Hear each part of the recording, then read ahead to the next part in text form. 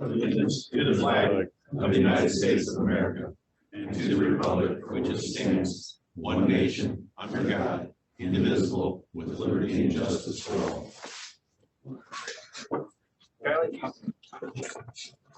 Brown? Here. Andrus? Here. Lehman? Here. Underwood? Here. Gilman? Okay, we have a blue sheet, which is adding a couple of the appointments to the schedule for tonight. Those would be changes to the agenda. That'd be at 7:35, Justin and Sandra Wicknell, and at 7:45, Ron Lencool. I'll entertain a motion to approve the agenda as amended. So moved. Support. Okay. Kevin, any other suggested changes or anything? If hearing none, Kylie, if you would, please. Andrus? Yes. Lehman? Yes. Underwood? Yes. Brown? Yes. Gilman? Yes. Okay, we have an agenda. Does anyone have a conflict of interest on the items in the packet tonight?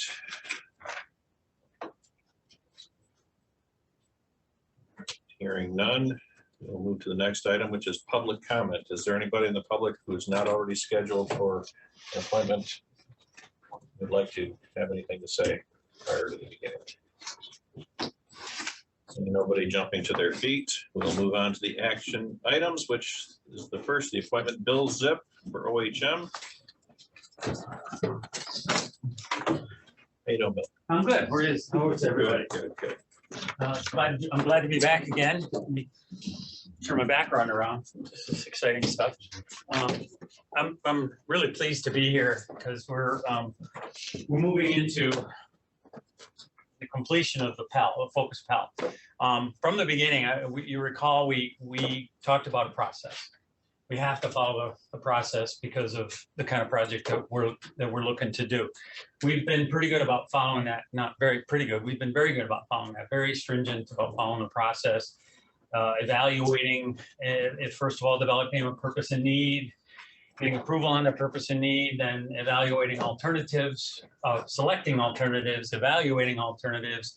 We ended up with 3 alternatives that you're well aware of. I just bring this just as a reminder, the Cass Road alternative, the Sabin Dam alternative, and the Hartman-Hammond alternative. We have moved into the final phase of the study and are ready to move towards what we're calling a locally preferred alternative. These are the newest buzzwords. We have evaluated all the alternatives. We developed evaluation matrix, and there are many issues with Cass Road and the Sabin Dam alternative. The biggest ones are the National Education Reserve, or the NER, the parkland that runs along the Boardman River. That's 4F property that's very sensitive. The nature center right in the almost in the path of the Sabin Dam alternative. There's the conservation easement down there, the railroad issue where we have to go underneath the railroad. There's a lot of real problems with these 2 alternatives, and we had a recently in our update, we identified projects or meetings that we were planning on having. We had a rollout schedule for this very detailed, because we don't want to take any missteps. We want to make sure you're all on board with everything. We provided you with the justification document that in your packet. Hopefully you all had a chance to read it. I brought it along if you have any questions. I brought Todd Davis and Matt Wendling along with me as well. Todd, they're both with WSP, they're subs to us. They're here primarily because tomorrow we're meeting with the resource agencies, the federal resource agencies, MDNR, Fish and Wildlife, DEQ, EPA, to bring them up to speed with what we've done and get their buy-in on what we're looking to do. We met with MDOT on Tuesday, and primarily our intent there was to update them on the project, give them background on all the alternatives that we looked at, evaluation criteria that we now analyzed, problems that we've identified, issues that we've identified. And basically, they are on board, not officially, of course, nothing in writing, but they understand where we're coming from. They've given us, we're looking to get from them, are we doing this in the right way? And what do you believe we need from like the Parks and Rec Commission, which we are going to the Parks and Rec Commission on the 10th to give them a presentation. And we believe we're going to get a resolution from them. I don't know the word that they're going to use, but they don't like these two alternatives, the Sabin Dam and the Cass Road. They don't like that. The Grand Traverse Conservation District has come out with a letter to the Road Commission saying, we don't like these. We object to these. And they implied that a high bridge alternative at the Hartman Hammond is they would rather see. We believe that's what we're going to get out of the Parks and Rec Commission. And they're very important because of the 4F issue. That 4F issue is a major issue to overcome. So what I thought I'd do, we've done some work, conceptual work. This is what's in the environment. This is what's in our presentation. We're not married to this, but this is what we're trying to do is minimize the impact to the wetland that's underneath with minimal amount of piers. This is roughly a 2,200 foot long bridge from top of bank to top of bank, basically. A high bridge, very tall, 75 feet in the air. So it's not going to be cheap but it minimizes impacts to the ground below, the wetlands below. We're going to have some permanent impacts where the piers would be. We'll have some temporary impacts where the haul road and construction activities need to be, but it minimizes it. And I wanted to show a little bit of where we got some ideas, just to know some of this stuff is possible. I brought along a bunch. I didn't know if I wanted to hand them out. I don't know if you want it floating around, but these are just concepts that can be done. Obviously, these are real life deals, examples of what can be done. And we put a cost to them, to an idea. I don't like that one. But we looked at some aesthetic type treatments. Some of this is pretty cool. I don't know if you can see that, but the piers, we got the ideas for the piers from this photo, from this feature. I forget where it is, but these kind of things are possible. Not without a cost though. This you understand, this high bridge, this long high bridge would be relatively expensive. Not relatively, it'd be pretty expensive. But we've moved forward. The next step is the NEPA process, and but we have to complete the Focus PAL. But there was a lot of conversation at the MDOT meeting about what do we do next, and we want to make sure we do it right in the Focus PAL. So when we move into NEPA, it's a lot cleaner. So did I miss anything, Brad? I think the big thing is tomorrow's meeting we've got. And tomorrow's the resource agency meeting. We're meeting at the nature center. It's going to be indoors and it's going to be virtual as well. We're going to have a virtual. Larry's been kind enough to bring your equipment along. We're taking a walking tour, which we were hoping would get everybody out there, but I don't know, with cold, it's supposed to be pretty cold tomorrow. So, but that walking tour, we took that many months ago. We went and visited with Kofi and Steve Largent, and it was very impactful to see what this alternative would do to that. It would separate it and it would destroy, its value, really diminish its value. It was totally destroyed. It would definitely diminish it. Well, gosh, I think that there's a number of people on this board, and both current and previous, who would probably agree with those conservation groups in the Parks and Rec. I've just thrown that out there. But it's quite a sensitive feature. It is paying attention to it. That's for sure. Todd and Matt are here. If Todd's our NEPA expert, and if you have any question for me or them, we'd be happy to entertain it. Are we still on task for the end of March? Yes. Our public In this meeting, we're particular planning a part? public meeting in early March and complete the document by late March, yes. Current schedule. Ellen?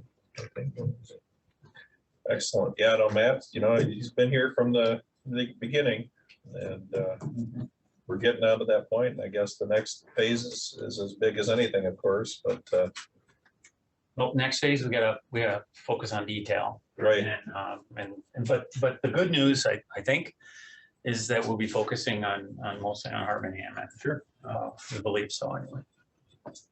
So, The only other thing, when you say the next, and then focusing on detail, are you talking about then where we break out onto 31? that's a good question. I'm glad you raised that because the connection to US 31 is yet undefined. I mean, we have alternatives. This McRae Hill has issues. There's a big grade issue on US 31. There's engineering challenges all along here. No matter which way you go. Yeah, and there's a plateau for along here, just south of or north of Silver Pines Road. And that one of the options could be to go up there and relocate Silver Pines Road and make that connection there. But these, we felt and we got agreement from MDOT and that these can be vetted out After- in the NEPA process. Yeah. It's not, I mean, our focus is in this area, basically, Yeah. and Well, that's where the environmental impact is gonna happen. And then the other way is a matter of whether we want to move a lot of dirt and flatten out an entire area or move it to where it's already flattened out as much as possible. good point. Any questions from the board? Excellent. Thank you, Bill. Appreciate that. Pardon my Looking disturbance. forward to the end of this particular segment. Well, we're looking forward to, that's absolutely, it's very exciting. Yeah. This is a good time. Could you bring my coat, guys, my hat? This to our 725, John. 7:50. I'm sorry. My hat, That might be. thank you.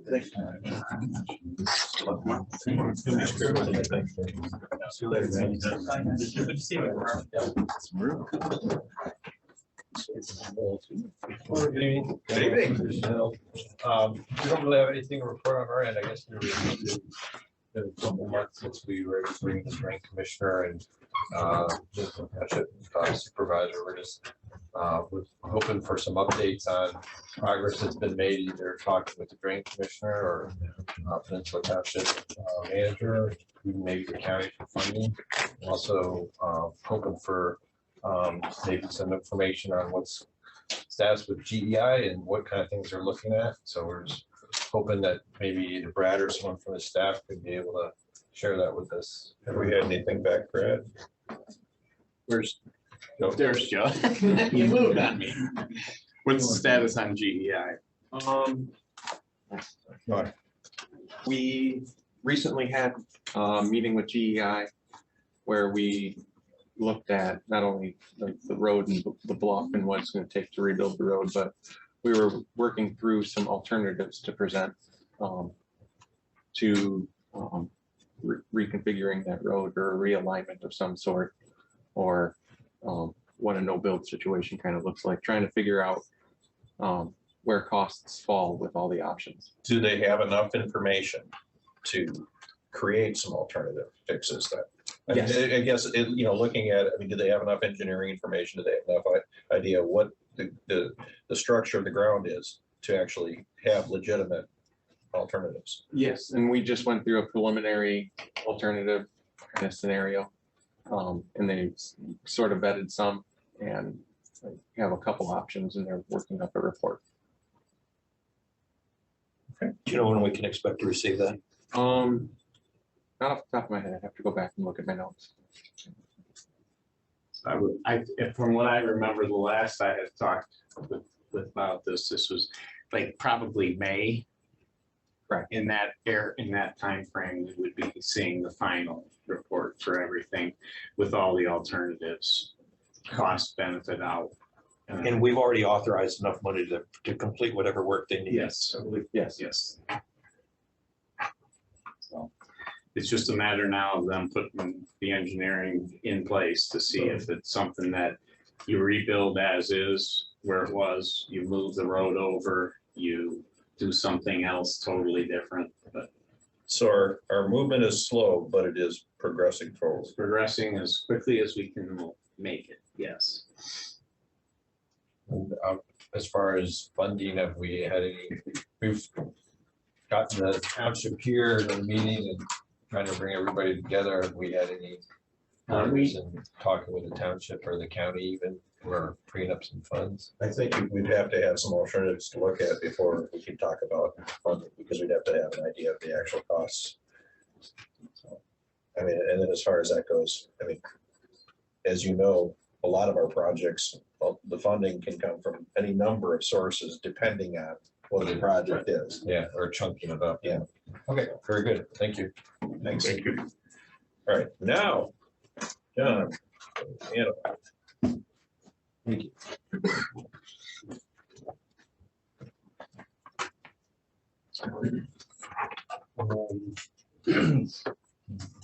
I have a prepared statement that I'd like to read, and it is in reference to last meeting's discussion about our proposal for the security surveillance and phone systems. Following that meeting, I had sent an email to all of the board members with some comments. Is there any, or I know Board Chairman Gilman got the email because he replied. Did anyone else not get the email? I think they all received it. Okay. So you speak for all. Yeah, I think I only got it through your email. Like I did not get it directly, and I don't know timing. I don't know why. But I did end up getting the copy of it through your reply to the board, which was weird, but I did not get his email. Yeah. Okay. Anyway, but I did read the Okay, well, just so everyone's aware, I did get a response from Chair Gilman, but I did not get a response from everyone else. So Right. Just wanted everyone to know that. So now I'll read my prepared statement. First, I'd like to thank the board for the opportunity to make this statement. My name is John Wazlowski. I have been a resident of Grand Traverse County for my entire life, and I'm currently the sales manager for Anavon Technology Group, just so everyone knows who I am. I've been employed at Anavon for over 6 years. Prior to my employment with Anavon, I owned and operated a licensed wireless internet service provider in Northern Michigan, as well as a structured cabling company, totaling 17 years in the industry. My experience in the technology field is just one of the reasons that I'm qualified to lead this project for the Road Commission. Our proposal for the Road Commission was built after several visits and nearly a dozen more meetings and conversations with the Road Commission staff and management. The information we gathered through these conversations was critical to building a cohesive and integrated solution. With a project of this complexity, site visits are essential to understanding and delivering a complete solution. Hence the reason that the site visits were required in the RFP. To accommodate a range of schedules, the RFP left site visits open to the vendor's timeline to allow site visits as they had availability. I mention this because it speaks to a false notion that Anavon somehow could have known that there would be a lack of vendor participation in the RFP. When the RFP was posted to the state website, it was downloaded and viewed by 40 other vendors. Anavon has bid against many of these in the past, losing some and winning others. In our experience, participation at this level generally leads to competitive bidding process, and Anavon sought to provide the most complete and competitive solution for the Road Commission, which we did. When I listened to the board meeting discussing Anavon's proposal last month, I almost couldn't believe my ears when I heard Board Chair Gilman publicly state that Anavon was proposing a, quote, sucker bid to the Road Commission. The statement is inaccurate at best and defaming at worst. A subjective and uninformed statement of this nature could only serve to discredit Anavon and bias other board members against Anavon's proposal. I want to make it clear that we, as a company, strongly reject Board Chairman Gilman's statement. In no manipulation of the term sucker bid could it ever be construed as factual based on the information within the proposal. To further discredit Anavon, Board Chair Gilman also stated that, quote, the overspend on this project is about $40,000, unquote. Unsubstantiated comments like this do nothing more than cast doubt on the professionalism of Anavon, much like Board Chair Gilman's previous statements. The RFP for the road commission was broken into 3 solutions: voice over IP system, access control, and security cameras for surveillance.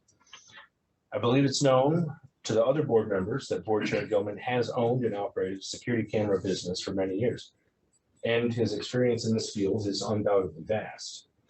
Anavon's security proposal included a substantial amount of additional equipment not found in traditional fire and forget security systems.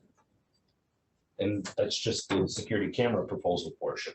For instance, our proposal included 5 wireless gigabit bridges for connecting remote buildings with security, access control, and telecommunication. It also included additional Wi-Fi equipment to expand the campus Wi-Fi coverage. Together, those items represent over 25% of the total surveillance solution. The security camera proposal provided by Anavon, however, was less than the $40,000 overspend that Board Chair Gilman stated, leading me and others to believe that Chair Gilman either has expertise to comment on access control for voice over IP solutions, or that he simply made a blanket statement without any supporting facts. Furthermore, as stated in the previous board meeting, Anavon's proposal came in below the anticipated budget allotted for the project. For the release of the RFP, the board assigned the commission manager to run the project. The manager and department heads embraced the synergies of working with a single vendor to provide a complete solution for the telephone system or voice over IP, access control, and security cameras. A single vendor ensures that all systems work together seamlessly, avoiding complications and finger pointing that can occur if there are issues. Therefore, a single vendor solution becomes a cost-conscious decision from a day-to-day management standpoint. With 22 years of telecommunication experience, over 4,000 business customers, Anavon has cemented itself as a leader in business telecommunications and technology in Northern Michigan and beyond.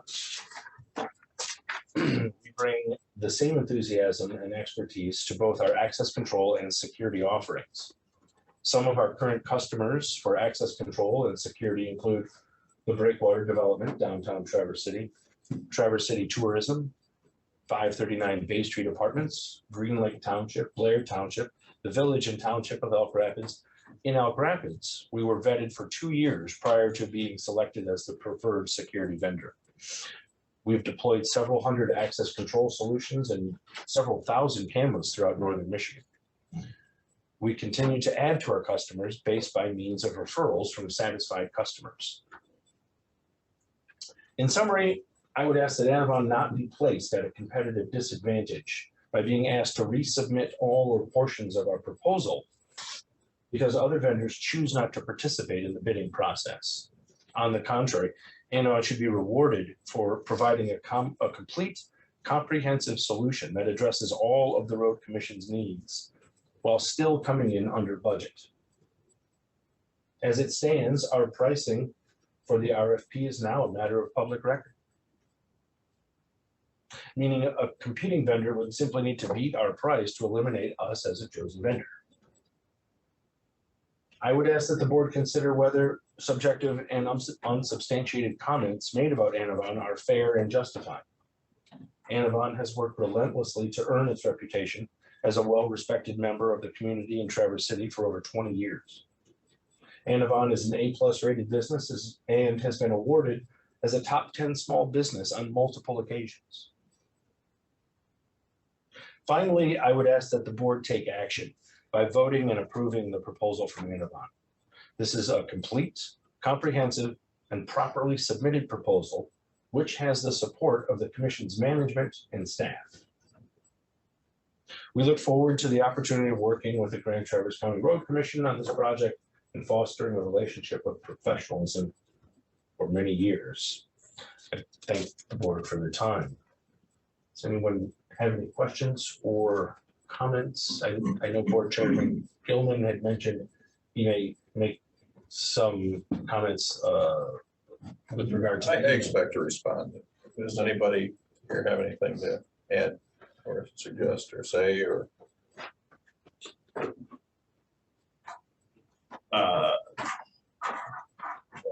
Right now, if you feel you want to wait. Yeah, I'll wait. I mean, I might have something to say. Well, to start with, there was never an intent to denigrate Anavon services. And in fact, in that very meeting, I suggested that you're more inadequate in the phone business, and the IP business. In fact, I've even suggested that that part of the bid was not over budget. One of the problems we had, and I'm going to throw a little blame at management on this, is that should have been separated. It all should have been separated. I understand the security and the camera aspect of it. Okay, the access control and then the camera security aspect of it being together. I think that in a lot of cases, in my experience, you are correct. Sometimes it's better so that there isn't finger pointing. Somebody doesn't screw up somebody else's system. I agree with that. There is a voice component to the security and camera. Be that as it may, we're talking a phone system. And I still believe that that's something that should be separated and it should be out of it. I also believe that when we're talking about something that's over $100,000, that we should have more than one vendor bidding on it. And to whatever extent possible, and frankly, not pursue the project until we can get multiple vendors, simply so that the public is better served with that. As far as the comment that I made, the suckers bid comment, it wasn't made to say that Anavon delivers suckers bids. I'm just saying that what I saw, and in my experience, that bid was excessive. And I know the process, I know the parts and the components, and I could probably break down right now the cost, if I was asked, of the retail value of any of the components. And then you can explain away the additional tens of thousands of dollars if you want it. My point is that I do have the experience to know what the product costs. I do have the experience to know what it takes to install it. And if for no other reason, I won't vote on it. This board can make a motion right now to do exactly what you want. And as the chair, I'm going to entertain those motions. I'm going to entertain any seconds, and I'm going to entertain a vote if they decide to do that. Okay, I'm not going to get in the way of it. However, my fiduciary duty is to the public and is to the taxpayers. And if I think that we're doing wrong by going in that direction, then I'm going to say so. That's it. It has nothing to do. I have nothing but absolute respect for Anavon. And in fact, even early this week, I received a call from Anavon for tech support, which I gladly give. That's what I do. Okay. I don't have any animus with the company, as you suggested in your original email. I have no animus. The idea, in fact, when you suggested that because 4 years ago I did tens of thousands of dollars more versus what I've done in the last year, that I have some kind of animus or a problem with dealing with Anavon is not only ludicrous, but in itself is more defamatory than saying a simple word like suckers. So, in my opinion. I was simply stating. It's just, what it's suggesting is that my integrity is less than what it is. I appreciate you stating that you have a conflict of interest. Well, initially. I mean, that's, you know, and right, exactly. So I can't vote for or against it, but I can definitely offer my opinion, subjective as it is. however that may be viewed. So, but if you had anything to add, I've said my piece.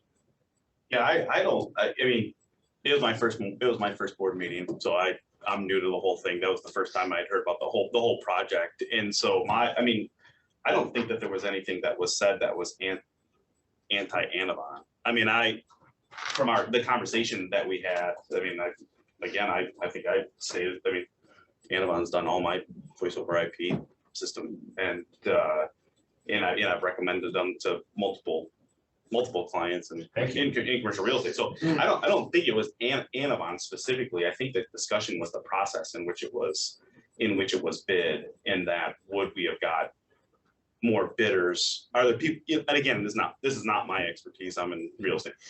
I think the conversation was, would we have got more bidders if, are there people that do phone systems and there are people that do security camera systems? Are there different companies that, like, is there a company that does security camera system that doesn't do voice over IP that looked at it and go, well, I'm not going to bid on it because I don't do all of that because we clumped so much into it. Understood. And I think that was, I mean, to me, more the conversation. And so I don't think, like, again, to me, the conversation wasn't, well, it's Anavan and I don't think we should hire them. It was more, I think, in general terms, because we grouped all of these things together. Was that one of the reasons we didn't get bids? Because there are companies out there that do this but don't do the whole package like you guys do. But I appreciate your comment. There was a process. You followed the process. Nobody else did. I've been in your situation before where, with governmental bodies, where we've submitted proposals on RFPs that they've done and they've had a meeting and then go, well, yeah, we're not going to do it. And after I've spent a lot of time, so I do sympathize. Can I ask if the board has ever accepted a proposal that was submitted without a competing vendor? I'm sure. Okay. I don't know of that size, though. That's pretty substantial. That's something outside of the scope of the road commission, for example, roads, et cetera. I mean, Right. if you're talking a service contractor or Right. something. Yeah. So there's no bylaw per se that says a single vendor proposing is rejected. But I should also mention too, There are some townships that, like Five Lake Township, they say, we gotta have 3 bids. And if they don't get 3 bids, They don't open. and It's done. something else that speaks to the expertise of Anavan in a particular area, which is the voice over IP, is one particular vendor I reached out to ask if he had heard of, or if he'd been contacted by the road commission about the bid, because he was supposed to be. He didn't receive anything. He didn't receive a packet. He had no knowledge that the bid happened and all of a sudden appeared on our agenda. But he said, if I would have bid that, yes, I would have bid all 3 items together. He also said, but I would probably have subcontracted the work for the voice over IP out to Anavan. Just, something to add. And, It's not something that we would do, but perhaps you wouldn't, but that would have been his attack on that particular thing. I think this is, like I say, I'm going to throw a little bit of the blame on management on this. Okay, it's not, and as far as the commentary, it's unfortunate that it was as soured as it was. Maybe an unfortunate word on my part, which I apologize, but I still don't apologize for my fiduciary duty and having to say what I have to say. and like Commissioner Member said, you all appreciate that we followed the process. And now we'll be placed at a disadvantage. Yeah, you are.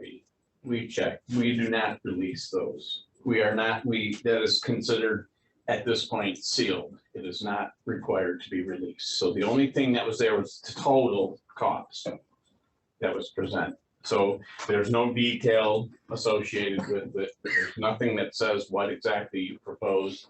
None of that will be released, as this is not a formal bid that's been accepted. Once it's accepted, then we have to release everything. But right now, it's still a matter of discussion and negotiation. Yeah, I don't know. I'd still leave it this way, that the number was still released. I mean, It's- the top end number, yes. Yeah, that's still a But- disadvantage. It might not be a detailed disadvantage, but it still puts them in a. So, But they also, how they propose to make the design and where cameras would be and then where access points would be and how they were going to be connected.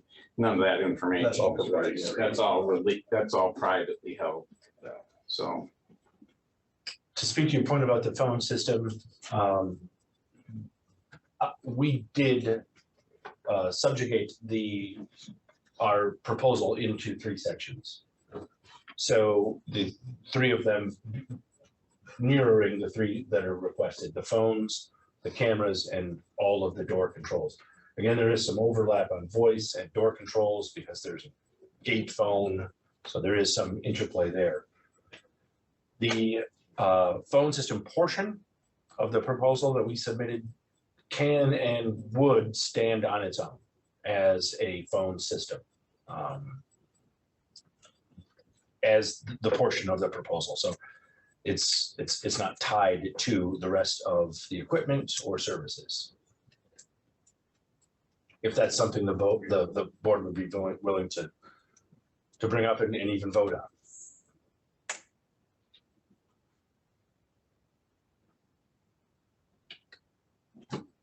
I mean, again, I'm coming in new, so I'm a little bit at a disadvantage as to the That doesn't history take and any, that doesn't. like take what you need, like, right? Like, I mean, yeah. I think when you presented it, you're like, this has It's got part to, of it. it's got to get done, right? Yes. You've done a lot of work as management, as to what is needed in putting the RFP together. So I don't know. Our the phone system system was put in place here when the building was built over 20 years ago.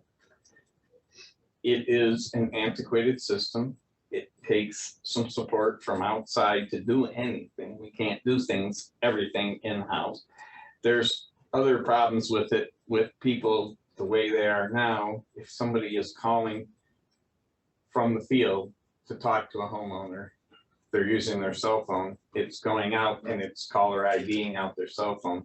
This would eliminate it. It would go through our switchboard so that, we're not releasing people's direct cell phone number. To me, I don't care, but the rest of the guys that call don't necessarily want to. He's indicated that's the most important thing.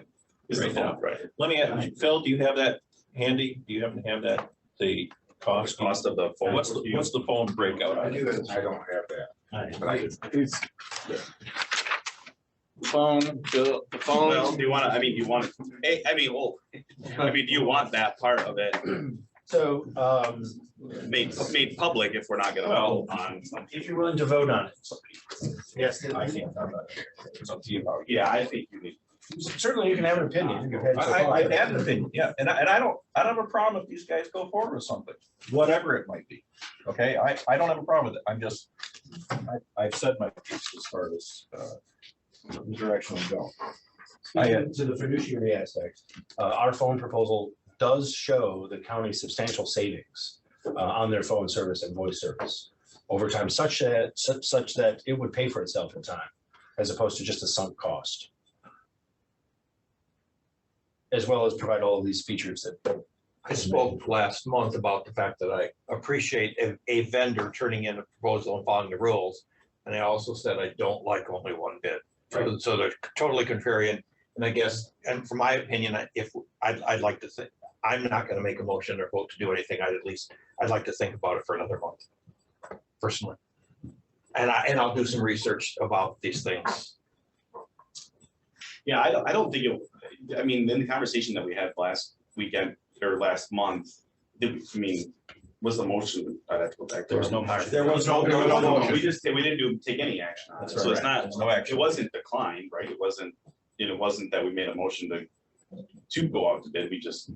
Yeah, we did. we just And left- understand, We just left it. even if it was a unanimous no, you'd still be able to reconsider because you're on the prevailing side. Right. So however you want to go forward, if you want to make a motion, if you want to. I didn't get the details of your bid, right? So I would, is it possible? See, that's another issue is that If I get the commissioners. details, does it become public record at that point? or only at the meeting? Legally are determining says. Okay. Until we actually take action on it, it is not a matter of. I'm with, We're still under negotiation at this point would be Yeah. considered, so. I'm with Dale. I think if I can get some more information, then I think that we can probably come back and address this next month. That's, that's all. Yeah, I was just gonna say, I don't think it's appropriate to make motions right now. We're in public comment. We're supposed to listen. We're not in public comment. No, He's got an appointment. He's got an appointment. You can, yeah. I wouldn't be ready to do that. Source contract. I agree. No, I think what we got was Little more. the total. I didn't get the breakdown. And I think I'd like to see that, Yeah. have some more information so I can make an educated, educated decision. And maybe we can put this on the agenda. Okay, well, if you can get the information, you guys, so they at least have. Yep, we can do that. Right, I mean, same thing, fiduciary deal. I'm not gonna make a motion on something I don't know what the number is, just a. Okay. To set an appointment at the next meeting, in case you have questions. Yes, please. Yeah, why don't we do that? Yeah. Yeah, we'll get you back. John, thank you. Okay. Thank you for your time. Thank you. All right, that moves us to our first of the blue sheet items. No, you got. A couple more. One. Yeah. Yeah. I don't have a blue. I don't have a blue. Yeah. I got, mine's on white. Yeah. Sorry. Thanks. So Rev Nels.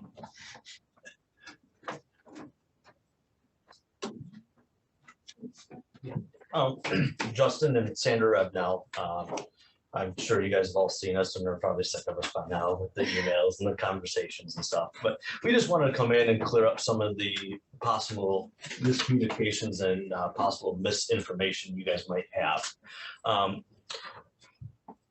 As you know, at one point, my mom was trying to sell this piece of property. And in that process, she was obviously talking to developers, a 20-acre piece in Long Lake Township, most likely to go to developer. My mom has always said that this piece of property was for me someday. And through our life and our process, it didn't make sense to us. And my mom was getting close to selling this property. Sandra had had surgery and we were riding around the car just to get out of the house. And we just stopped by the piece of property to make sure that we're making the right decision, letting this piece of property leave the family. It's been in the family since at least the 30s, if not before. And as we're driving in down Fisher's Run, we realized Westwood Elementary School is right there. We have a 18-month-old or 17-month-old daughter, and we realized my daughter could walk to school someday.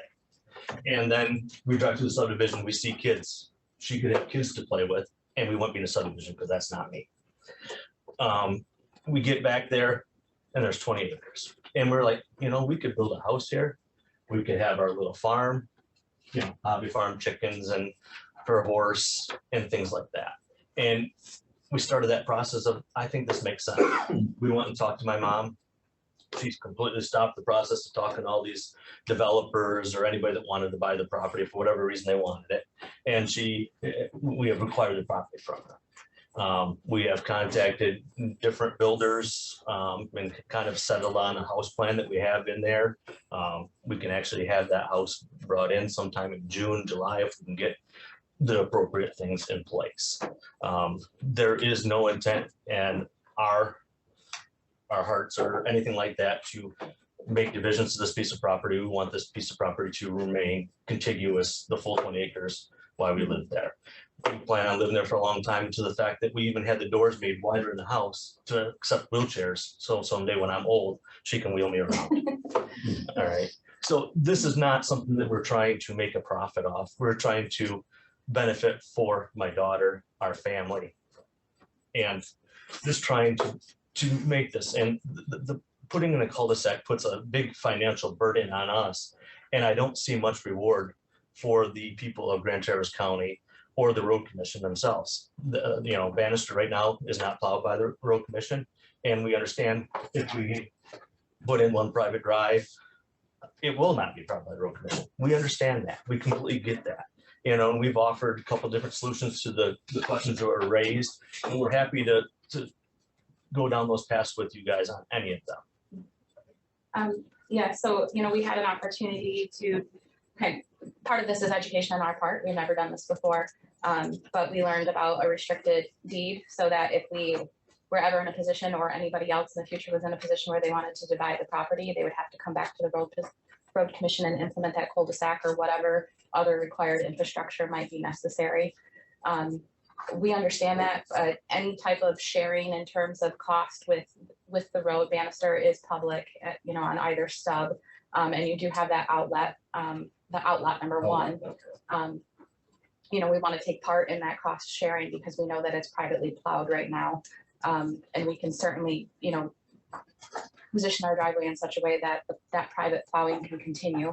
And we would, of course, engage in that cost sharing with the 3 houses that are currently off of that stub. So we're just looking for solutions. We don't, the cul-de-sac anywhere from $20,000 to $50,000. I'm not really sure of an exact number. Like I said, would be a huge financial burden for us and our family. What we're looking to do is have this hobby farm, have our daughter be able to walk to Westwood Elementary, have her pull her radio flyer and sell eggs in the subdivision. She's 2 miles away from Nana and Papa. This is something that really makes sense for our family, and we're hoping that the road commission will consider the fact that we're not developers, we're not out to make a profit, we're one family. And our hearts and souls are really into this. Does anybody have anything that Yeah, I've developer? followed, right, I followed through this, and I guess so the outlot does exist right now. Yeah. Is it Just have like that. And real quick here, we have Steve, Yeah. our surveyor, and then Joe. So between the 2 of them, I'm gonna let them answer Right. most of the questions. That's fine. And then when we wrap there's up, I have a my few questions things to say also then. I'm Steve By, surveyor with the Grand Traverse County Road Commission. And full disclosure, the Fishers Run subdivision, I was a surveyor on that when I was in private practice. So I know the history of it. Back in late 1900s, early 2000s, all that property is vacant. The Fishers Run property abuts their property. And doing the title work, from my memory, there was no easement or nothing of record that they had access to their property.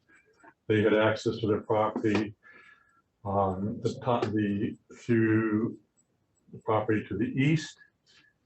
The state of Michigan bought that property, and that easement ran along the north line of the south line of Fishers Run. It was supposed to be perfected by 2016, or was going to be extinguished.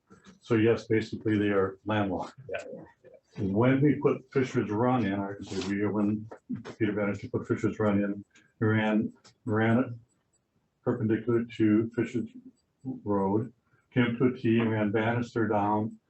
But the road that was built, accepted, and is on Act 51, stops 20 feet short of the property line. People call them a spite strip. That piece of property between the road and the property line, 20 feet by 66 feet, is the road commission's. And that is to give us control over these kinds of situations. Right. And otherwise, it'd just be a driveway permit. It's like somebody else getting a driveway pin off the side of a road. It's a side, it would be a side that came to the property line. So that's where we are. The intent is, in the condominium documents, say that if that road is ever extended as a public road, then if the cul-de-sac, then we would plow it. Okay, that's just what it says in there. Right now, it's not being plowed. That's pretty, standard language. Can we just give them a driveway permit off our road? You'd be crossing our property, what a quick tank property, I guess, and I may need to get, I would say, council, how does that work? It's property we own. It's a, deeded property to us. So no, so our engineering staff said, no, in conjunction of the road is intended, it's a public road, road stubs are intended, they're in our standards to be in condominiums every 3,500 feet. That's why you got the other one down Austin Lawrence Lane, to be for continuity. They're intended to be for public roads. Yes, we do have private roads off the end of these, it's pretty common. Yes, developers did contact me prior, with mom. I was on the calls, and that's kind of where it kind of got a little bit, because all of a sudden we're having 2 or 3 developers calling in, and it is a prime piece of property, you know? So. And like I said, that Yeah. avenue is. Right, you Why know, we wanted to provide and that. I'm biased, you know, kids grow, kids, I don't know. So I guess it's not my opinion, but that's what they said, the opinion of the engineering department is that to build a turnaround, so then we could go in there, turn our trucks around. So Kirk, Yeah, I got a lot to say about this, so you go first. okay, let me throw a couple things out there. First of all, so it has been accepted, the road is currently accepted into our system, but we do not plow it. We do not plow It's this plowed out. privately because we don't have. There's no way to Too turn far. We around. There's no way to turn With around. our duplex. Okay, so theoretically, I mean, as a benefit of, because you'd actually, it wouldn't just be a matter of paying, you'd have to give up another 60 feet probably, just for the right of way, to make it happen for the roundabout, because I mean, 20 foot is just not enough. More than that. Yeah, well, more than that. I'm not sure what More it than took. Yeah, yeah, you're right. It is more than that. It's more than that. Because the I've turnaround. designed plenty of them. Okay. But the benefit would be that you would not then have to worry as much about plowing services, because we would then be plowing it as a part of a completed road system. There is one important thing to note is that banister stubs on either side. There is no outlet on their. The opposite side. Yes, there isn't. So that dead ends. So even if. They wouldn't go that way. They wouldn't. So they would have 3 houses on that short little stub. But as, you know, as an improved piece, it seems to me that just the plowing costs, you know, over time could pay for essentially, if you financed it into whatever you're building, it seems to me, you know. It's a significant amount. You have to plow a lot of snow to make up 40 grand. Yeah, And to lose that property. You also have to think about what happens when there's an SAD. You know, when you have private roads coming off. All of a sudden, they're Off the a public road, beneficiaries of a- who, yeah. when does it stop? You know, are these people on this public road in that SAD, are they going to have to take the burden of other people coming off it? That's. And we agreed to be part of that. If there's, let's say there's 20 houses there, make us 21, divide it 21. You know, we're okay with helping pay for Fisher's Run. So, and repairs and stuff. I'm not sure where to start.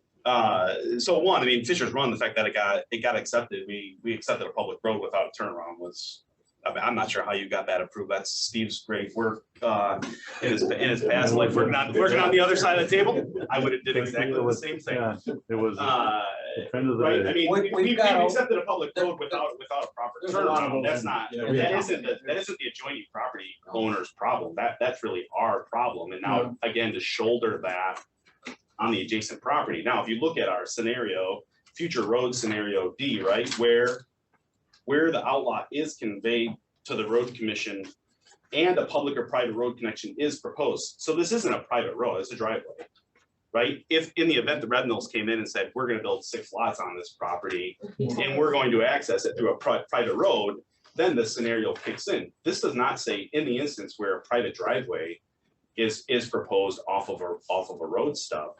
And again, the township zoning, I mean, once anything less than four lots is still a driveway in Long Lake Township. I believe, right? And that's I would have conservation to pass that on. recreation. No, I mean, in my history, But they're. in most townships, anything less than 4 lots divided is a private driveway before you kick into the private road standard. Now, again, it's 1 lot. They're asking you to do. They're not touching our private public road. We have that 20-foot issue. Their On the property last does not page. touch our accepted road. Past is no man's land. That's, And that- It and could be there's a lot 20 of feet, those it in could the be town. 200 Yeah. feet, it could be 2 feet. So, They're and that not, has been so the that's, case, that has that's, been But the if case. it isn't being developed, if the property isn't being developed into a subdivision, it seems and they're asking for a single family residential driveway to go through that. At the time, they came back and they said, we're gonna develop 6 more lots on it. And then at that point, it gets upgraded. it seems to be there's an easy solution to this, to put a deed restriction on there that says a single family private driveway can attach through our outlot to that public road. In the event it becomes more, make it 2 lots. Make it say they want to subdivide the property anymore, then they're going to sell property and profit from it, then make them put a cul-de-sac in. But the fact that Fisher's Run was approved without a cul-de-sac is crazy. Well, Second of all, this shoulder them with putting a cul-de-sac in is egregious. And the fact that we own the outlot and it's a single family driveway to connect to our public road seems to be a pretty easy solution. That doesn't give, I don't see a negative impact to us. Since I've been here for 3 years, as of last week. In 3 years, I've had about 12 of these things come across us. And every single one of them, we've told them, if you want to connect, you've got to put a cul-de-sac. And I don't think our rules say that. well, Brad, because is this for a single family or is it for developers? it's So, for anything, any way are of those connecting to it. instances for developers? But it doesn't matter. It's for any connection to it. That's what we've done.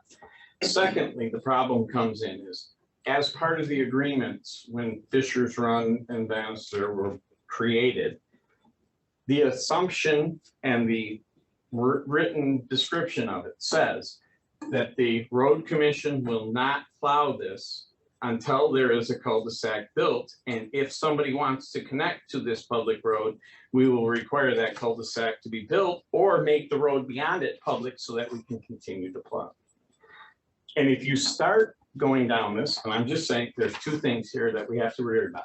There's thousands and thousands of these situations throughout this county that we do not plow. There are stubs all over the place that we just do not plow. And for us to be able to get in there ever to provide the plowing service that was promised to the people in that development when somebody else decided to connect to them, to be able to ever do Yeah, that. but you're apples and oranges though. You're assuming it's a development that's attached to it, not a private driveway. This is not assuming a private driveway. This does not say a private driveway. This says a public or a private road. And public and private road have very specific parameters as to what they are in both the zoning and in our road commission design documents. It does not cover a private driveway. So you're saying a connection is a connection. It's not. It's a connection. But you are permanently depriving them of the chance of ever having snow removal now, because there is no longer going to be. Fisher's Run should buy 20 acres and build a cul-de-sac so they can get snow plowing. It isn't their responsibility to provide snow plowing for Bannister Road, and they're not saying they want Bannister Road to be plowed. Or surrender their property. Those people bought in there with that in place. And it was only ever going to get plowed if the adjoining property was developed as a development with a public or private road. It doesn't say it can't have a private driveway. Well, the second thing I would like to say is before we finalize, after talking to several people and getting some opinions from different developers, different other people around, we feel to be appropriate to deal with the fact that you are now allowing somebody to connect to a public road, which is the responsibility of Fisher's Run and Bannister subdivision, that we have a public hearing on it so that they have the opportunity to say either yes or no or why they object to it.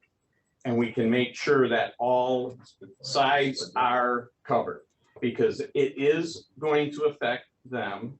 They are going to have people coming in and out, and there is no way you can make them responsible with that whole setup the way it is for paying part of an association's special assessment. Well, actually, I mean. There is. The legal precedent says if they're a benefit, you just can't. If there's a benefit, you're there. But they wouldn't be connected. That's the problem. We had that same thing up here in Canterbury Woods. where an owner had to go through, he was not part of the SAT. Yeah, his property was not in the sub, just like this one here is not in the sub. That gentleman did step up to the plate and pay a share. He did not have to by law. And we'll gladly do the same. I think you He need did not have that's to an by easy, law. that's an easy deed restriction. I mean, that's an easy solution. I'm making the distinction between public and private roads and private residential driveways are not, they're not the same. So. And I don't think it's opening us up to a precedent when you make the distinction. When you just say connection's a connection's a connection, then yeah, it opens you up to a precedent and say, well, you did it over here, now I'm gonna build my development. A private driveway is, and it's a public road, it's not, I mean, again, it's Fisher's Run. We would have to grant them a permit if the outlot wasn't in question, right? If the outlaw wasn't there yet. If the outlot wasn't there, we would. Because it's their only access. Because it was their only access. Yeah, The outlaw, I don't like it. the outlaw creates just the issue where we would have to have a hearing though, if I'm just saying, just to make sure, that everything is out and clear. That's one of the recommendations that came from more than one person that I've talked to. So, and one of the things. 20 feet. But we do that. We Good have. job, Steve. No, not Steve. That's the way it was all. They're all over the county, those little scripts. I get it, but the intent is there for when that road is extended into future development. And a single family residence is not development. That's all I'm saying. I personally would rather have a single family residence than a development back there. I wouldn't trade my privacy, all the extra traffic that would come from a development on the end of that road for the benefit of snowplowing. If I were the neighbors, I would much rather have, I don't know the Revnells, but I'm not making a judgment on that. I would rather have a single party on that lot than 21 acre lot, 21 acre people parading past my house all day. Because if you look at the planners, they say, you got to figure 10 cars for each residence a day when you include garbage, propane, mailman, FedEx guy. That's 220 parcels in there. If we make that 1 acre lots, I don't know, Ron, but Long Lake allows 1 acre. 1 acre, make that 20 lots. So I've got 200 car trips a day out of there. I'd much rather have them as a neighbor. If you want to hold a public hearing about it, I don't hate that, but my mind would be made up. I don't like it, but being on the other side of the table, doing this, right? What's written's written, and you design things to the way that it's written. And it says public or private road connection is when you build a cul-de-sac. It does not say a private driveway. So by granting, you don't believe granting them a single family driveway permit is contrary to what's in our policies? I do not. I do not. I don't think it's the intent of it. I don't think it was why it was drafted. And I think they're totally different things. So that's my. So make a motion to grant them. And just so you know. Well, I mean, is that what and we have to. That's not our role, though, is it? Yeah, we have to direct engineering to do that by our. Because this is one of those things that we specifically have to bring to the board. We cannot grant this as staff. Okay. It is strictly a board prerogative. Can you do this? Can you do this for us then? Can you get our attorney to bless whatever we have to do if we want? The deed restrictions that would be required in there. I mean, and whether or not we have to have a hearing, whether or not, we need to quit claim that stub in favor of a deed restriction on the property, how that might work. Because honestly, it doesn't disserve the public. Other than, as you said, it creates a situation where potentially the rest of the subdivision, which as a part of its design, saw a potential potential turnaround. The only problem I have with that is that the design of the subdivision didn't leave room for that. And it assumed that the property next to it would be giving up a piece of it too, which is kind of problematic in and of itself. But if you, I think we need to have an attorney's view on this, so that we can move forward and frankly do either do the right I'm thing. willing- I mean, I'm willing to make a motion to approve a driveway permit to this stub upon our attorney drafting appropriate deed restrictions that protect, that allows for it over our property and whatever they feel is necessary to protect. I don't know how Is that a motion? I'd like to make a motion that, yeah, I mean, I'm making a motion, but verbalizing it that we give approval based on the attorney having the ability to include, if they want the driveway permit, they accept the deed restrictions as provided by our attorney. We absolutely. Based upon a satisfactory set of They circumstances. don't like the deed restrictions, they don't get the driveway permit. If the driveway permit is issued with deed restrictions from our attorney. I agree that we are impacting the value of their private property. I also agree that we need to allow them to weigh in. But I think that instead of doing a quick motion today, pushing this forward so that staff can talk to the lawyers so that we have this. This will be turned. So it's not a second. This will turn into a precedent. No, I think I side with Joe here, that, you know, let's see what other. I'm gonna second. Okay, Alan's gonna second. Well, I think, I'll continue on with this. All right. I think I'm gonna side with Joe here. I'm not opposed to them accessing property, but I think let's let legal tell us what we can and can't do and how we need to do it. Before we do. Right. There's no sense in doing and undoing and redoing. Right. Again, moving forward, maybe not as fast as we'd like, but I think we can come to some. So I think by next meeting, I think we should have, you know. You're not building your house tomorrow, right? And I was thinking about it. well, just to throw it out here, you know, dealing with this stuff, because I always thought it was really quite ridiculous out in Kingston. Eden Street, which was right across my mother's. You'd pull up in there and there were some apartments now. Well, then they built a sub in the back. And it's in the village. Now the sub's in the village, but there was this strip of no man's land. They couldn't plow it. It was years before the village was able to get that and go up in there and plow. So these are, and what the legal was on that, I have no idea. But they couldn't plow the sub. It was private plow for years because they couldn't go across that private property. They allowed access to the people up in there, but Because there's a difference between us owning a parcel of land versus us owning a portion of the right of way. The right of way, we have some governmental immunity for plowing on it because that's what we're supposed to be doing. On private land, we do not. Like if we were to hit somebody in our parking lot while we're plowing the parking lot, we can be held at fault for that. But if we hit somebody out in the roads, it's an emergency vehicle doing its job. so that's why I'm siding with Joe. here.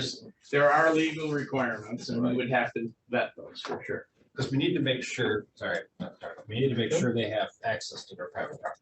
That's absolutely. But this probably will turn into a precedent for future. So we need to make sure everything is in line before we do a motion to approve. Is where I'm. Before you vote to approve. Before I vote to approve. Before I vote to approve. That's all. I'm right there. I would like to make a motion to send this to our attorney to draft. Well, yeah, we got- I did kill this one. Okay, do you agree? Yes, I'll Okay. withdraw my. Okay, I'll withdraw. Motions have been withdrawn. I'll amend mine. I'll amend my motion. Well, just a new motion. We've withdrawn though. So I'll make a motion to send this matter to the attorney to draft some deed restrictions for us to review in the ability, so we have. In the event of. I would say so we have the ability to approve a private driveway, a private, single-family residential driveway. I think that's the key. It's the Single family. Once it goes more than a single family. So we're not approving the driveway, we're not approving the driveway. If they want to subdivide it, then the benefit is Okay. so we'll that's- take their land That's the to make motion. the cul-de-sac. You gonna second that? I second this. Okay, Steve, What about crossing our own 20-foot property now? Is the Grand Traverse County, it's our property, that 20-foot strip.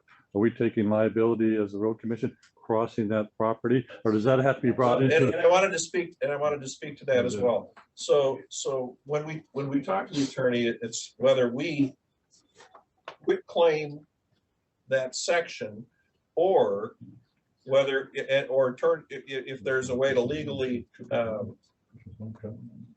turn that into a right of way.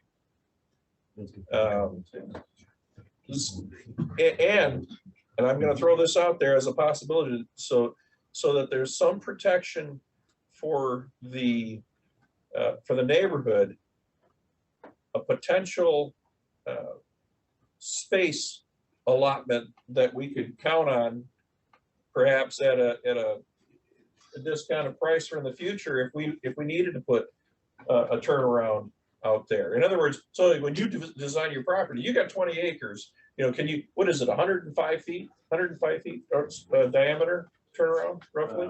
90 on the outside. 90 on the outside? I'm just It's been a saying, while since I've. well, okay, but I I'm think just it's saying 90 rings a bell. that space, because we have to kind of protect the intent of the development as it was plotted, right? I mean, and then at the same time, we want to provide access. So is that something that? I'm just asking a clarifying question. Are you saying, please don't build where the cul-de-sac would go? Is that what you're saying? That would be Practical. the practical. Those where the cul-de-sac goes, you're never gonna get a road back through there anyway. Understood, but the cul-de-sac, but if they develop the property, the cul-de-sac doesn't need to go at that property line. If they develop the property, the cul-de-sac could be at the south end of the 20, anywhere. it's south end of the 20 The acres. rest of the Wherever road. wherever the road ends, Right. that's where the cul-de-sac goes. So Right. again, well, if it's right there though, then I think- it doesn't impact. yeah, I think the attorneys have an easy way of, in exchange for, because again, we retain this outlot so that we have the ability to control what happens in a future development on the adjacent property. And then, Now, we're replacing this outlot with right of way in exchange for getting control through deed restriction now. and Right. and potential right away for an area 90 feet or 105 feet. No, because it doesn't matter where it goes. The deed restriction would just be if the future road is put in, there'll be a cul-de-sac included, because If again. it was gonna get developed, again, with county road, it would go through us, But it and would, it would have the cul-de-sac. put in. chances of it going in as a road built to county standard is not great. They typically want They want it 25 feet narrow. instead of 34 feet So wide. it's private. So plot. they'd probably do it and they'd probably make it a private subdivision, so we would have the cul-de-sac right at the front. Right. Because we can't go out to private property. But if we took the stub and just turned that into That's a start of that would be the start of the Right. term. If that was eventually built, so, but we'll. I don't want, We'll get it our clear. business I is got it not, clear. our business is not in designing their private property. Yeah. No, I'll get it but cleared up I'm through just the- trying to replacing one checks and balance that we have with just a different checks and balance. That's all we need to worry about, and leave it up to the attorney. That's what, and so I'm fine with let them. We do tell what the they have rep to do. house we're sympathetic to their cause and We- we're gonna yeah. work on it. again, we're moving forward, speed of government. So, okay, so we have a motion, do we have any other discussion? I'm good now. Kylie, listen, just to make sure you have the motion. Well, I'm gonna have to listen back to everything, Fellini. You want me to restate it again? So we're making a motion to send this item to our attorney to draft deed restrictions to allow for the Revnells to connect to this road stub with a private, single-family residential driveway. And Ellen, that's what you understand? Okay, so we have a motion and we have a second. All right, Kylie? Lehman, Yes. Underwood, Yes. Brown, Yes. Endress. Yes. Gilman. Yes. Should we make an appointment for next meeting? Let's see what we. Okay, thank you. I do just want to express thank you so much for your time. We really do appreciate I it. appreciate your understanding too. Kylie will probably be the one that gets in touch with you Okay. guys for when we have some more information. So Thank you.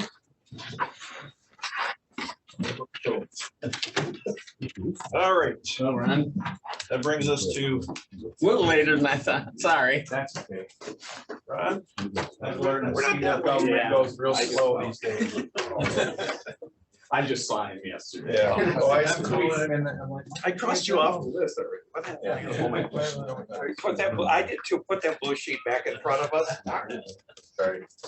So, I reached out to, Brad to, see if I can come in front of you guys, because we got the vote. You know, we were in front of you guys a few months back because we had to put the turn lane in and be well out in front of our new fire station, which is about $900,000 of budget. And so this was. That never happened. So this is 200,000 of it for this road flare that we have to put in, that we're asked to put in, and through miscommunication and learning experiences, we come to you guys and asked if you would help cost share that with us, and you said you would. And I know you're having back and forth talking about what to do with that cost share might be in the future, and I'm not asking for what that is now, because I know we're supposed to have a meeting sometime in March to discuss that, but I want to take this in front of our board and give them some type of answer to get them to approve this, so we can finish off our change order number 3 on this one. And so I just want to get in front of you and see where you guys are still at with that cost share. If you're, and there was that, there was also the thought of, finance it, but no interest for a period of time. So I'm just trying to see where that's at, so I can take it to our board and give them some type of answer in case they start asking. Were we opposed to the financing or were we okay? So maybe a couple of years. I think we were for both. Yeah, you're for both. We were I for just wanna both, make sure yeah. that we're still there, so. And we've done that before with townships where. Yeah, we talked about that when we Yeah. talked about the cost You know, sharing. 'cause it- This, it- this. You know, their funds are limited and it spreads it out and they can afford to do it, and it's a benefit to us. Sure. So. We're not gonna send you back to the basement of the township hall to dig out the gold bars. There is no basement out there. We do at least have red walls, gray walls, and we're slowly getting there. So they're saying June 30th, we'll have a fire station and EMS location, but our ambulance is live. We are kind of squeezing everybody into our current one, tight in there, but our ambulance is live, and I think the first month we had it, we did 22 calls. Oh, wow. So So as they say, your credit's good with us. Do you know anything about usury laws? No, that's fine. I was prepared to offer 25. My motion would be for us to cover 25% of the cost of this, and as a safety improvement. Right. And what we had discussed with this is we would also revisit after the cost sharing plan went. into place. And so based on our cost sharing plan, up to 50% of the cost would be eligible through their yearly allocation that we give to them for road projects. We could then allow them to use their first year of that allocation, and that would take them up near that 50%. And that would be a decision for you guys, if that's what you want to do. That way, they've got 50% covered. It's up to them to find the other 50% as per our cost sharing, the way we came up with it. How much is their? We don't know the exact number yet. But I mean, it's gonna be. Budget for that? Yeah, we budgeted 500,000 this year for all of the townships. And we'll Not budget for the you. same. Not for you.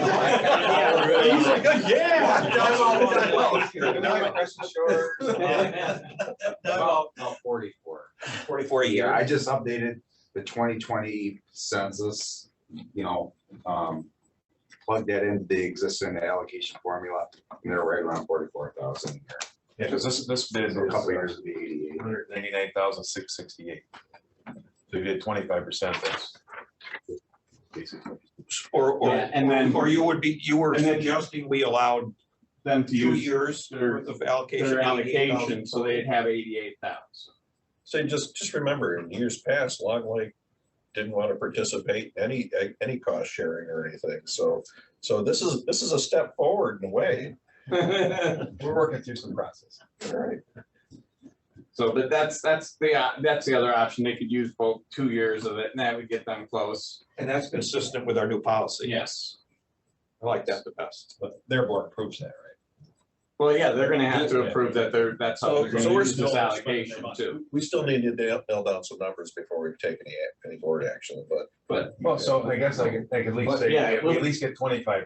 Oh, yes. So we at least get 25%, and then we could finance. So is that a motion then? I mean, Well, my motion was to allow them to use 2 years worth. Now, it's consistent with our policy to allow them to use 2 years of their funds. That policy's not finished yet. Right. The policy's finished. We're gonna hopefully be meeting on March 1st, from 1 to 4.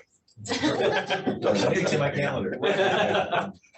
Okay, That's one of my dates, I think. yes, you do it. Yes, so, that would be then, if they use 2 years of their allocation, how much would it be? I'm sorry, I didn't. 88,000. Yeah, so they'd get 88, and that would then cover what we would, and then if we have to help them finance part of it beyond that, that's up to you to decide, but we have done that. Did we fully approve you? Yeah. Okay, so they can do it. Okay. It's not, it's exactly what our policy is gonna say. We just haven't explained it to all the townships. Right, I was just trying to remember, we did approve the new house. Yeah. Yes. So we can do that. And That's at the end of 500,000. We, but the 500,000 budget was approved. Yep. and I think time is kind of the essence for him also, so that, to get that done. Yeah, so this is. I will go out. Right. Because we're still dealing with trying to move power lines, because now we found out that if they get all this power line stuff, that there's still a telephone pole right in the right of way in someone's house, and I just found out that there's 4 huge arborvitaes and 2 big spruce trees that we'll have to figure out how to move or cut down. Very beautiful trees. And he's right next door to the fire station. You'll second my motion. Okay, so we have a motion and a second.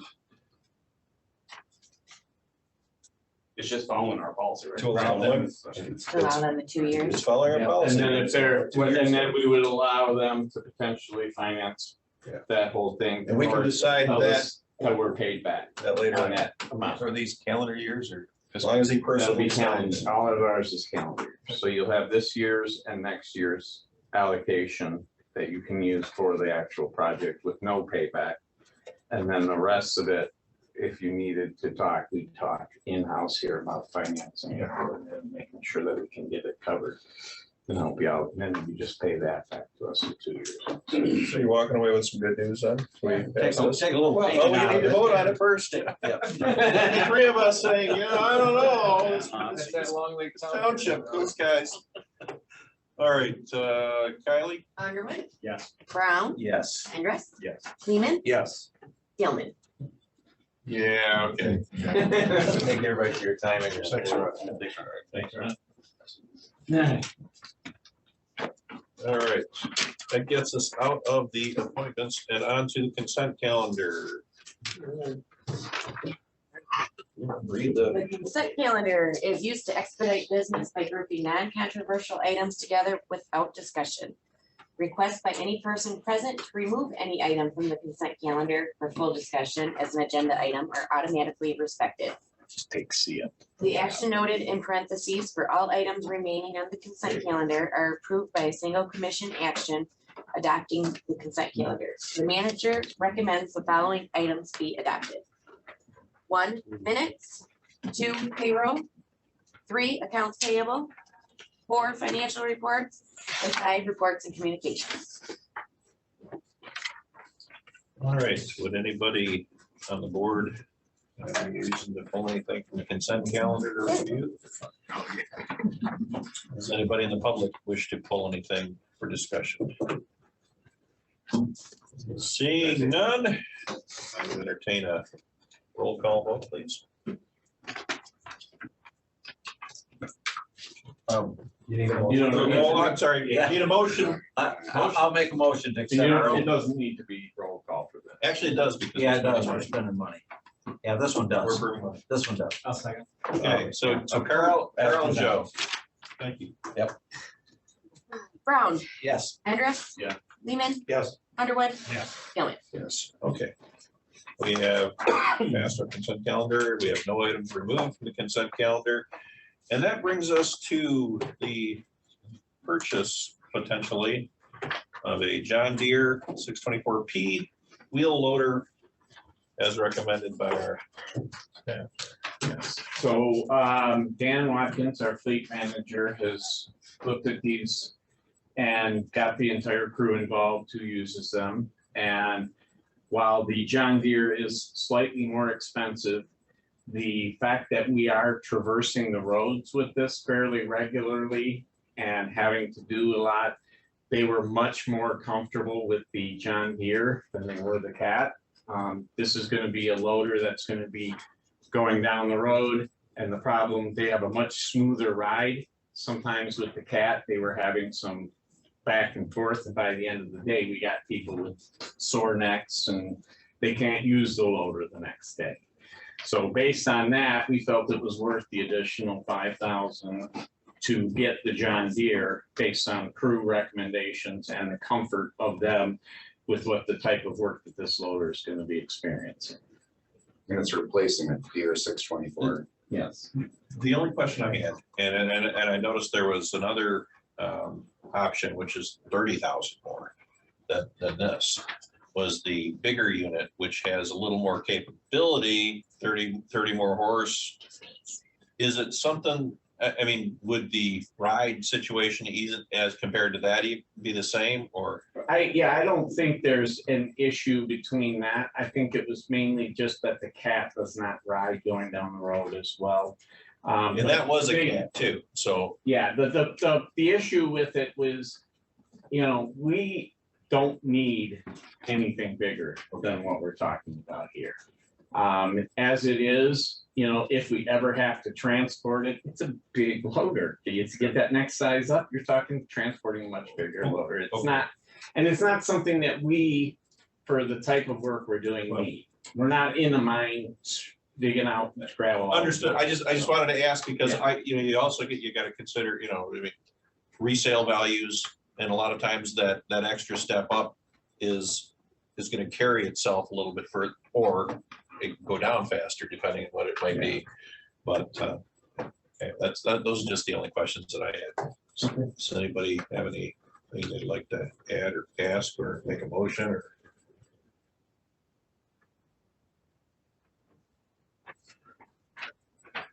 I'll make the motion to approve the purchase of a John Deere 624P wheel loader. That's my price. 409. Yes, and there will be a trade. There will be a trade. Oh, that's the next, yeah. Which one do we put in the motion is what I'm asking. Just go with the purchase, because the purchase will still be that amount, and then we'll deal with the trade-in as a part of the purchase. 259 For our disposal discussion. Yes. Support. Okay, so we got support from Alan. No, Kevin, I'm sorry. We go to the table. All right, so another discussion, Charlie? Enrist, Yes. Lehman, Yes. Underwood, Yes. Brown, Yeah. Gilman. Yes. The, and just. Is the disposal gonna fall under the disposal of surplus items? We're gonna talk more about it. That's what I thought. Okay, so let's go right to the purchase of a 2022 DT 74C Cat Superior broom. There's sand in our parking lot we need to clean up. These are, yes, this is what these are for. They're for cleaning up the roads. We use them year round as needed, but mainly it's in the spring to clear off stuff. And then, whenever we have roads, gravel roads that wash out onto our concrete or our asphalt roads. So staff, this is a direct replacement for the same thing we have. And it is recommended that we purchase this one. Their crew is happy with it. They've used these, they're comfortable with what they're dealing with, so they like it also. And that's at a price of $78,554.43. Motion to approve the broom for 78,554.43. Support. Kevin got it. Discussion? Ellie? Lehman, Yes. Underwood, Yes. Brown, Yes. Enrist. Yeah. Gilman. Yes, okay, unanimous. Now moving on to disposal of surplus items. Okay, so the next thing we have, is the list here. We are talking about the, these vehicles here that we want to just, remove from our fleet. These are things that we will go through the auction site with. And we will deal with it either through them on the loader, or we will go to the trade-in, whichever we get the higher offer from. So if we can't get an offer higher than trade-in, then we'll take the trade-in from AIS, and if we do get a higher, then we'll take that vehicle and sell it through our normal auction process. The other one is a 4x4 truck. It's fairly new, but you know, with our new asset management plan, we are beyond what we want to keep that type of vehicle for, and it's got quite a few miles, so we're ready to get rid of it. The Superior Broom is what we're replacing. The Sterling winter plow and dump truck, we're down to like 2 Sterlings, I think, maybe 1 after this. So we're trying to get those out, and then the 2006 Western Star is one that we can't put it out on our roads consistently. It's not even in spare condition at this point. It's time for it to move on, and somebody else who wants to put a new motor or rebuild it can deal with it, but we don't have the desire to do that. Motion to just let staff dispose of these items. Support. Carl. Waited. I really don't think we staff knows what to do with these. We just this much. All right, so we have a motion by Alan and second by Carl. And by the way, I noticed in one of the reports that we also get rid of a 2015 for like 8,000 less than the Than what it bought it for. You know, it's like, this is what we're talking about. For one, it's the market. There are no Oh, vehicles yeah. out there. But two, I mean, the discount we get on a truck is phenomenal. I mean, you know, we're talking better than employee discount on any of them. So we get them cheap enough that we can run them We could work 6 years with the vehicle. for $8,000. For $8,000. It's. Yeah. Yeah. Makes perfect sense. Best lease going. All right, so we have a motion and Underwood, yes. Brown, Yes. Hendricks, Yes. Lehman, Yes. Gilman. Yes, all right, awesome. Okay, the next thing, the audit engagement letter. So I spoke with the county and we didn't know it last year at this time, but they did extend one final year with Rayfeld Hafner down in Grand Rapids. We've used them for the past 5 years. This would kind of put us over the board policy they set a few years back, 5 years before. Like they have fresh eyes. They have fresh eyes. But we don't have an engagement letter yet because there's some auditing standards that had changed and they need to update their engagement letters, and we're the first one on the list to get that out. So we're asking to extend 1 more year with them, and then next year we'll go out for bid along with the county. Yeah, just to line up with them. And there's some cost advantages, I think. Yeah, there's some savings. Using, county using it, You know, and us using. They were the cheapest one last time, and in coordination of the audit, we're a component unit of the county, so you know, when you have one auditor, they're not waiting for somebody else to finish the county's audit report. So it was decided we just go forward with this. Yeah. I'll make a motion to use them for 1 more year. Carl, I'll second it. Joe. Discussion. Haley? Brown, Yes. Hendricks, Yes. Lehman, Yes. Underwood, Yes. Gilman. Yes, all right. Hey, Fred, discussion. So, yes, we are ready to move on to policies. And we found several of them that are board specific. So there's a communication policy that governs how you speak to the media and what you put on Facebook and everything else. There's also the ethics, the board rules. There's a couple little things that apply only to board members. So those, when we get those policies, we'll have them formatted in the right format that is going to be standardized now across all our policies. And then we will give it to you in February for you to look at, for then to bring back to us in March. So that we can then put it all together, and we'll ask you to get it to us a week in advance so we can highlight and redline and stuff and say whose comments they were. And then we'll put them together and get them out of here in March so that all those policies are done.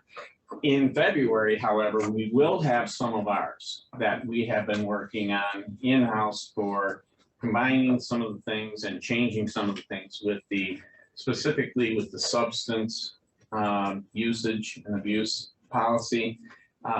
Because of the legalization of marijuana, we are making the statement that just because it's legal doesn't mean you can do it. So, you know, so there's a lot of these things that, you know, we are trying to consolidate this down so that it covers everything in one policy. As it was, didn't we have like 4 or 5 different policies about different people and what happens? And some of the policies were poorly written, like if you came to work intoxicated, then you could be fired. But if you were drinking in your truck while you were driving, it was a 3-day suspension. So, little things like that need to be taken care of, so. Don't get out of trouble. So, yeah, it's just little things we found, and it's because there were different policies written over the course of years, and they never eliminated the old. So we're putting them all together into a logical policy. We also have Phil reviewing all of the financial end policies. Heather's taking all the HR policies, and Larry has got all of our, yeah, Larry, our technology guru is coming up with a new technology use policy that'll cover everything that is up to date and talks into the future, you know, of what's beyond what we have now. So those are some of the things that will be coming your way. We're not going to overload us in February because I'm going to be out of town, hopefully on a cruise, until the Sunday before the board meeting. So even if that doesn't fall through, I'll be in Florida. So I'm not going to be trying to push the guys to do it without me here to review. So we'll get the ones that we have and we'll give them to you. And then starting in March, we'll get the stuff for you guys, and it's going to continue. We'd like to have all policies done by August so that everything is ready, including our new handbook, our new rules and regs. And for that, it's just kind of the rules and regs in the handbook. We'll give them to you. If you guys see something you don't feel comfortable with, then talk to us. Otherwise, we're going to assume everything's good. It's not like you have to approve those. That's an administrative thing, but we'll have them for you. And if there's something you don't like the looks of, then we'll deal with that at that point. So by August, we'd like to be done.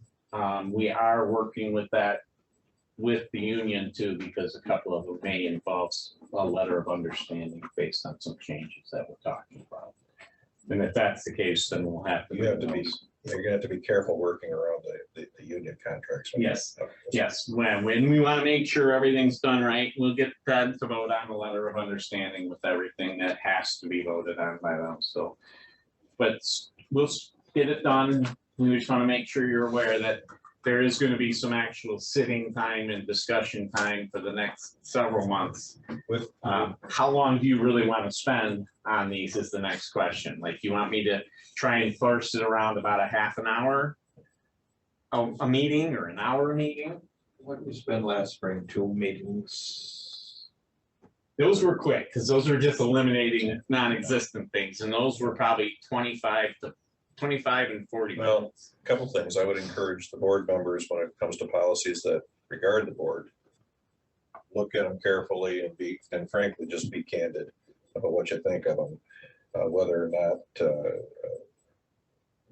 you know, you're sure of what you're saying. Just, you know, I would say consider all aspects of it, and to management, I'd say keep it as simple as possible. So that, you know, they're clearly understood and are as broadly interpreted. So we've been working on it as with all the different groups, all the different unit managers, to make sure that we're covering everything so that it applies uniformly, but it's specific enough to cover some of the exceptions that apply to the crew, being CDL drivers. All right. All right, That brings us to item I. okay, so MPO. the administrative meeting for this took place last week. We sat down, there's 5 of us on the board, myself, Chuck, Beth, the lady from Traverse City who didn't show up. And she's new because it was the mayor and he's no longer the mayor. And then we have one other person, I'm drawing a blank who it was, but we are very close.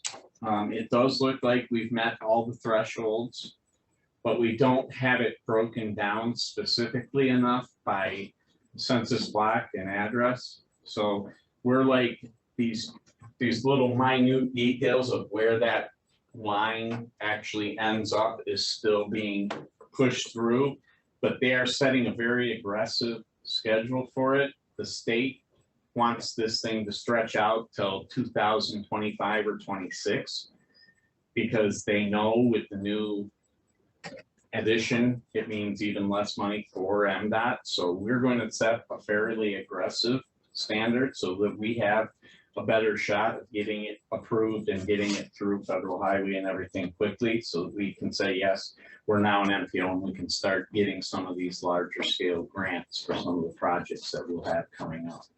So MDOT's just kind of slow walking it at this point, but we're pushing hard to get it. We do feel like we've made some strides and we're going to then be sitting down next when the next group comes together. We're going to have to decide who the county road commission's representative is.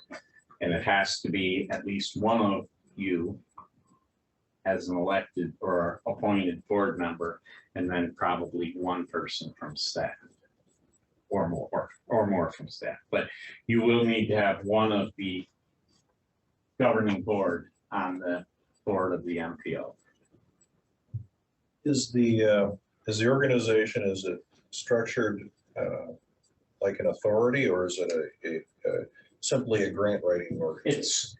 It's effectively kind of a clearinghouse for the federal funds and making sure that we're applying for it and covering all the reporting that needs to be made to the Fed so that they can see what's coming and they can understand, that all of the things that the Fed wants, because it's not just roads, they're talking alternative transportation.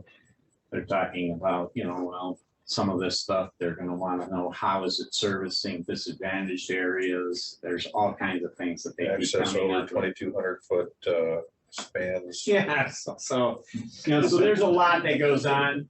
And it is mainly, it is not like they don't, the board of that will have control over a lot of what is happening, but whoever is the actual manager of it as the board's employee there, which right now is Networks Northwest, will also then have the responsibility to take care of the day-to-day reporting and all of the dealing with the funds and making sure that everybody's submitting. And there's a lot more that comes into play because you've got other federal funds that then have to be going through the MPO also.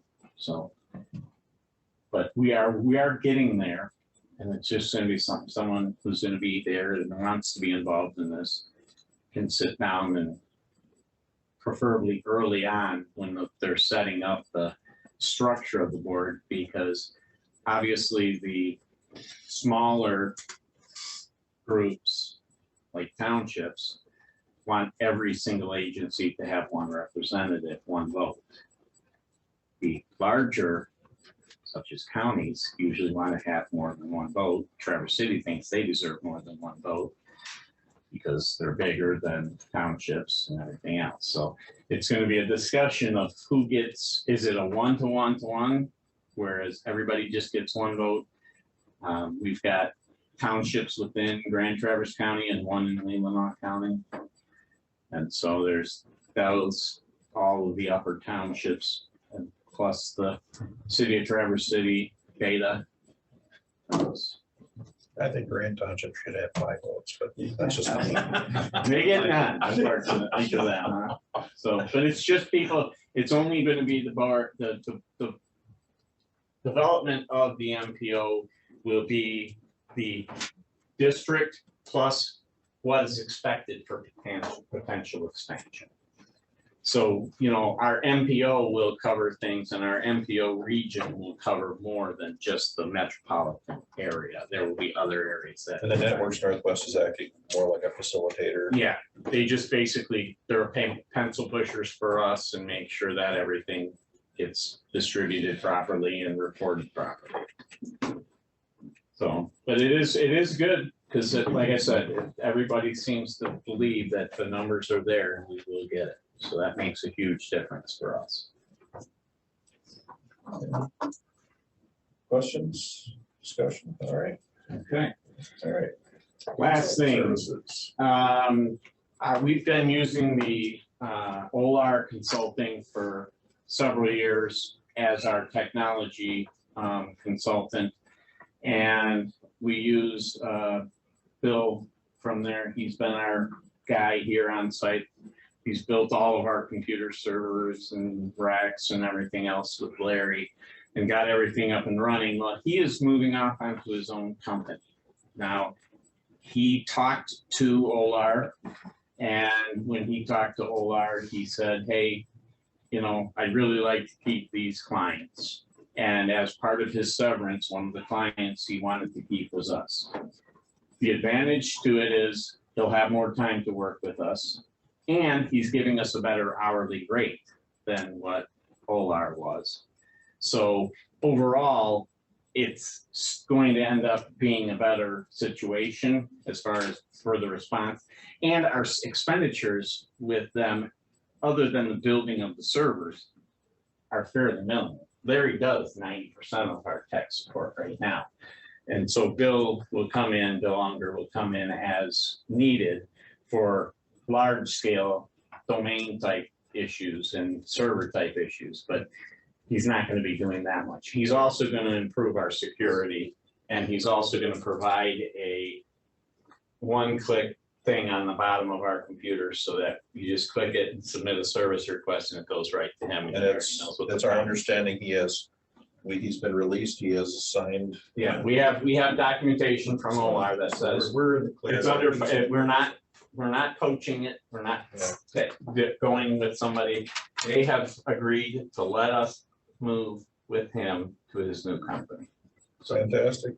And it's, in the long run, I think it's going to provide us better service. He's a lot more on the ball than anybody else I've seen, at least.